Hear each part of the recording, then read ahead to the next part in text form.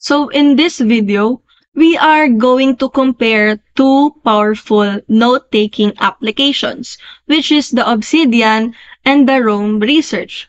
So first, in Obsidian, it emphasizes the local storage as well as the graph visualization. Of course, the pros of it is free to use, but for personal use only, and then it plugins for customization and markdown support. The cons of it is it has a lack of native collaboration features, but in Roam Research, it specializes in network thought and bidirectional linking.